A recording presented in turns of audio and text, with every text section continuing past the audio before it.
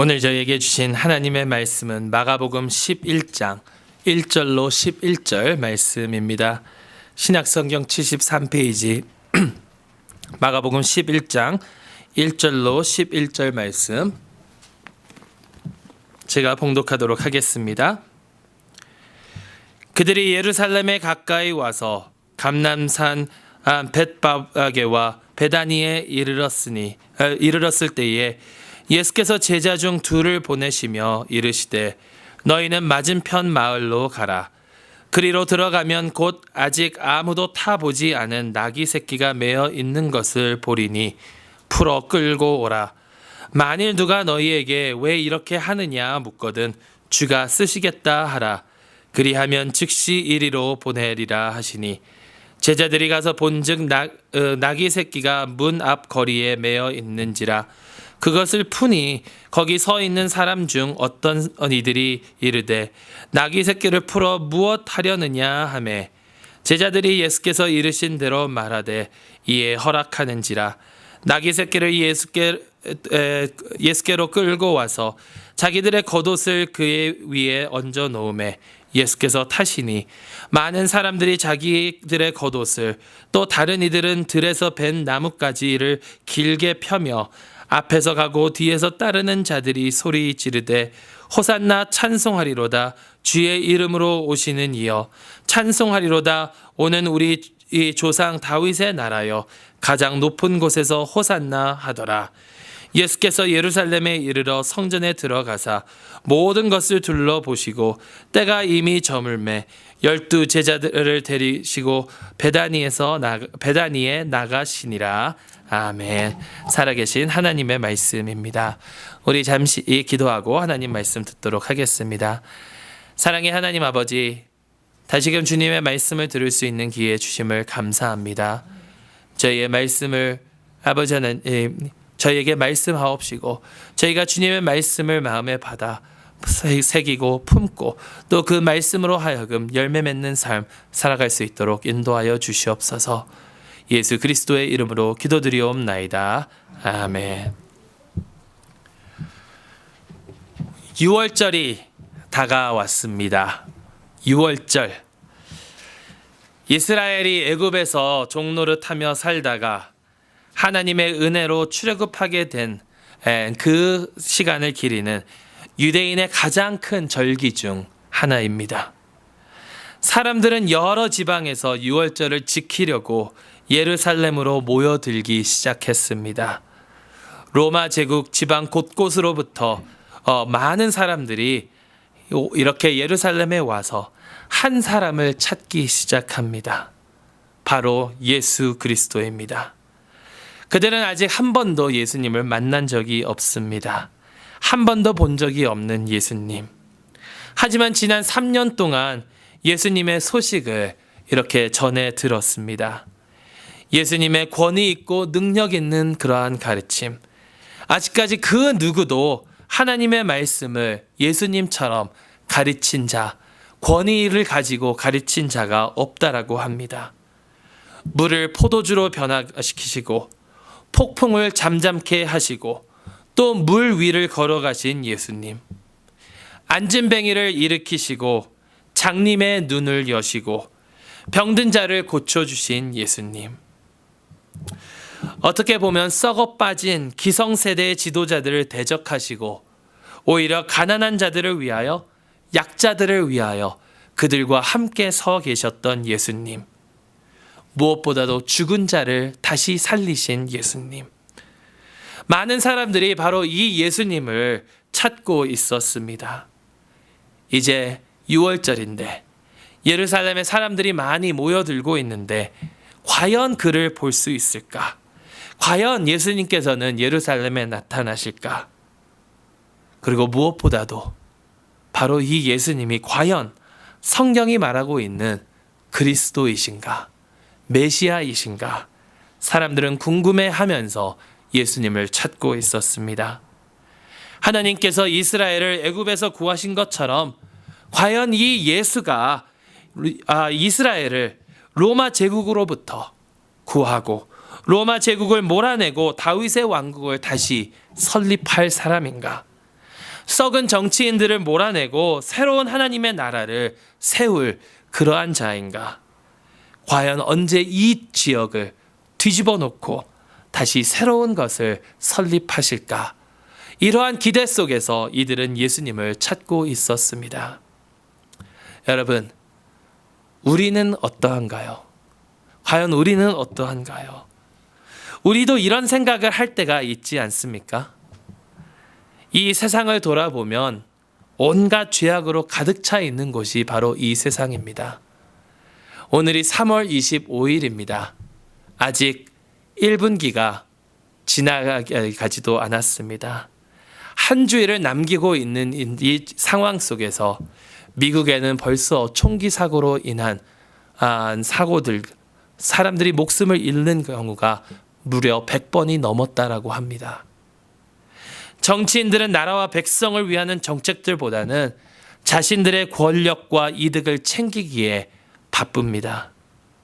세계적으로 보면 아직도 세상 곳곳에서 테러가 일어나고 있고, 아프리카에는 무장 세력들이 어린 여자아이들을 납치해 성적 노예로 팔고 있으며, 최근에 화두가 되는 그 미투 캠페인을 보면 사람들의 더러운 내면들이 속속 드러나고 있는 것을 저희는 봅니다. 개인적으로는 또한 어떠한가요? 열심히 살려고 노력은 하는데 일이 제대로 풀리지 않을 때가 많고, 항상 나는 다른 사람과 비교해 볼 때 남들에게 따르는 그 운이 따르지 않는 것 같고, 내 삶과 다른 사람들과 비교해 볼 때 절망적인 생각밖에 들지 않는 그러한 상황 속에서 우리는 살아가고 있지 않느냐라는 것입니다. 자녀들을 보면 답답하기만 할 때가 있고, 교회에 와서도 격려를 받는다는 것보다는 사람들 때문에 실망할 때가 많고, 주위를 아무리 둘러보아도 희망을 찾기보다는 그런 절망 가운데 살아가고 있는 그러한 삶을 우리는 살아가고 있지 않는가요? 그렇기 때문에 우리는 이러한 모든 상황을 뒤집어 버리실 그 메시아를 찾고 있지는 않는가 생각해 봅니다. 예수 그리스도께서 도대체 언제 이런 것들을 뒤집으시고 새로운 삶, 또 새로운 나라를 우리에게 허락하시는지, 때로는 기대하는 마음으로, 때로는 초조한 마음으로 기다리고 있지 아니한가 생각해 봅니다. 이때 예수님께서 하셨던 일은요, 두 제자를 보내셨다라는 것입니다. 오늘 본문 2절 3절 말씀을 보면 너희는 맞은편 마을로 가라. 그리로 들어가면 곧 아직 아무도 타보지 않은 나귀 새끼 매어 있는 것을 보리니 풀어 끌고 오라. 만일 누가 너희에게 왜 이렇게 하느냐 묻거든 주가 쓰시겠다 하라. 그리하면 즉시 이리로 보내리라. 제자들은 예수님의 말씀대로 순종합니다.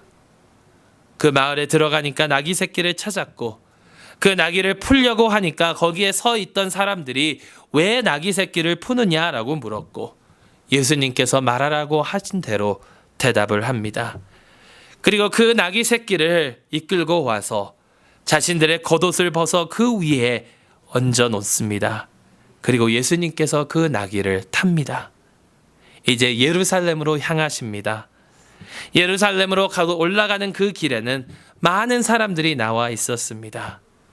그 예수님을 찾던 바로 그 사람들, 예수님께서 어디 계시는지 예수님을 만나려고 했던 그 사람들, 이 사람들은 자신들의 겉옷을 혹은 들에서 벤 종려나무 가지들을 길에 펴고 예수님과 함께 행진하며 소리칩니다.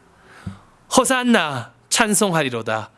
주의 이름으로 오시는 이여 찬송하리로다. 오는 우리 조상 다윗의 나라여 가장 높은 곳에서 호산나. 여러분, 이들은 예수 그리스도께서 하나님의 메시아이신, 하나님께서 보내신 그리스도이심을 알고 외쳤습니다. 어떠한 성경학자를 보니까 마가복음을 통틀어서 사람들이 예수님을 무엇라고 생각하는 것과 예수님께서 자기 자신의 향한 그런 정체성, 이 둘이 차이가 없이 일치하는 바로 그 장면이 오늘 11장 이 장면밖에는 없다라고 합니다. 다른 곳에서는 사람들은 예수님이 이러이러하게 하기를 원하시는데 예수님께서는 다른 그런 목적으로 오셨기 때문에 그 사람들이 기대하는 그 기대치와 예수님께서 알고 계시는 자신의 정체성이 차이가 날 때가 많았다라는 것이죠. 그런데 오늘 이 11장에서는 사람들은 예수님을 메시아로 알고 있었고 예수님께서도 자기 자신이 메시아이심을 알고 그것이 일치하여서 이렇게 예루살렘으로 입성할 때 많은 사람들이 외쳤다라는 것입니다. 호산나 호산나. 여러분, 호산나가 무슨 뜻이죠? 호산나.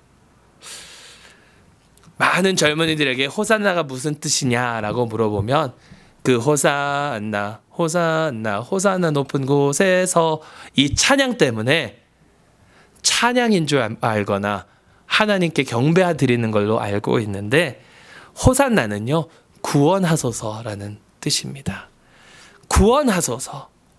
바로 메시아로 오신 예수님, 이스라엘을 구원하소서. 물론 군중들이 생각하는 그 메시아의 모습, 또 그들이 생각했던 그 구원의 모습과 예수님께서 생각하시는 그 메시아의 모습에는 차이가 있습니다. 군중들은 다윗의 나라가 다시 설립되기를 원했고 자기 자신들을 지금 지배하고 있는 로마 제국을 예수님께서 메시아로서 몰아내기를 원하고 기대했다라는 것입니다. 하지만 예수님께서는 자기 자신이 하실 일은 육체적 싸움이 아니요 영적으로 사람들을 사로잡고 있는 그 죄의 능력을 몰아내고 그 죄에서부터 자유롭게 하는 것이 예수님께서 이 세상에 오신 그 목적이다라는 것이었지요. 예수 그리스도의 사역은 사람들이 생각하는 것을 초월하는 그러한 사역이셨습니다. 내가 원하는 시간에 내가 원하는 대로 이루어지는 것이 아니라 그러한 것보다도 내가 지금 더 필요하고 더 근본적인 문제들을 해결해 주시는 그러한 사역, 바로 그것이 예수님께서 하시고자 하셨던 사역이었고 그 사역을 이루시기 위하여 지금 예수님께서는 예루살렘으로 입성하고 계시는 것입니다. 그리고 오늘 마지막 11절 말씀에 예루살렘으로 입성하셔서 성전에 들어가시고 모든 것을 둘러보셨다라고 성경은 전하고 있습니다. 여러분, 우리가 새로운 곳에 가서 그 새로운 곳에서 한 장면도 놓치기 싫어서 이렇게 둘러보는 그러한 모습이 아니라 이제 마지막 예수 그리스도의 최종 사역 일주일을 앞두고 있는 이 상황 속에서 모든 것을 다시 한번 생각해 보시면서 둘러보고 계시고 있다라는 것이죠. 그리고 나서 예수님께서 하신 일들이 무엇입니까? 이 한 주간 동안 무화과 나무를 저주하시고 성전을 깨끗하게 치우시고 마지막으로 제자들에게 또 가르침을 주시고 제자들과 유월절 만찬을 나누시고 이제 십자가를 짊어지셨습니다. 사람들이 생각하는 그런 메시아의 모습과는 다른, 하지만 하나님께서 택하시고 정하셨던 그 길을 예수님께서는 지금 걷고 계시고 있다라는 것입니다. 호산나 호산나, 구원하소서 구원하소서. 진정으로 사람들이 필요한 그 구원의 길을 예수님께서는 열어주셨다라는 것입니다. 그런데 이 사역을 이루시기 위해서 저희가 지금 한 가지 생각해 보고자 합니다. 이 마가복음에 나와 있는 오늘 이 종려주일의 그러한 예수님께서 입성하신 그러한 모습을 보면요, 마가복음에 한 가지 질문이 크게 나와 있는 것을 발견하게 됩니다. 나귀 새끼를 찾으러 갔을 때에 누가 묻습니다. 왜 이렇게 하느냐? 바로 이 질문. 왜 이렇게 하느냐? 거기에 있었던 사람들 중 어떤 이들이 이 질문을 했다라고 합니다.